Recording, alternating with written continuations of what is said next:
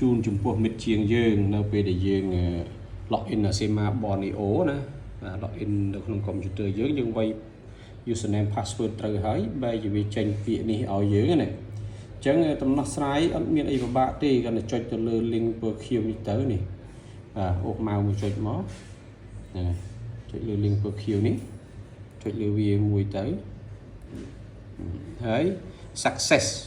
please re-log in វាថាជោគជ័យហើយសូមឲ្យ log in សាថ្មីទៅអញ្ចឹងយើងអូខេវាទៅហើយយើងវាយ username password សាថ្មីម្ដងទៀតមកវាដើរហើយណាមានបញ្ហាអីទេឥឡូវខ្ញុំវាយ username និង password រួចហើយណាឥឡូវយើងចុច log in មកអត់ប៉ុណ្ណឹងទៅវា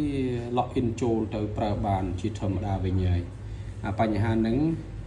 វាច្រើនតែកើតមានចំពោះ computer ដែលយូរយើងបើកប្រើម្ដងអញ្ចឹងវារៀងផ្លិចអញ្ចឹងវាឲ្យយើងចុចអាហ្នឹងឥឡូវនេះរឿងមួយទៀតបាទនេះ computer នេះខ្ញុំទៅ set Windows ថ្មីអញ្ចឹងវាថាអត់ដំណើរការបានទេវាខ្វះនេះ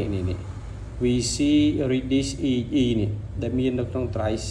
Borneo schematic additional អញ្ចឹងយើងចូលទៅនេះចូល drive C Borneo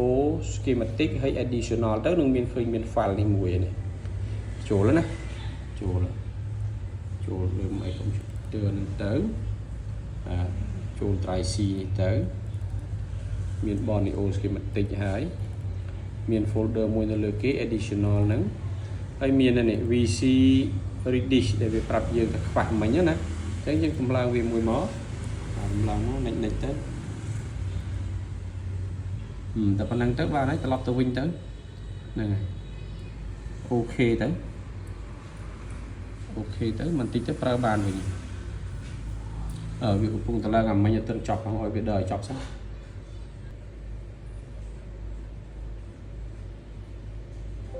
ចប់ហើយអានេះចប់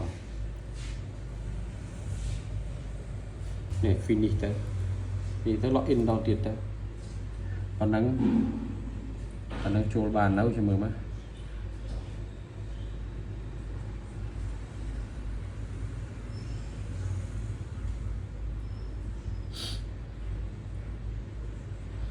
អូខេប៉ុណ្ណឹងហើយប្រើបានហើយនេះ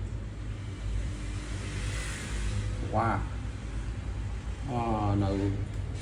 256ថ្ងៃទៀតបំផុតកំណត់ប្រើបានធម្មតាវិញហើយបងប្អូនប៉ុណ្ណឹងទេ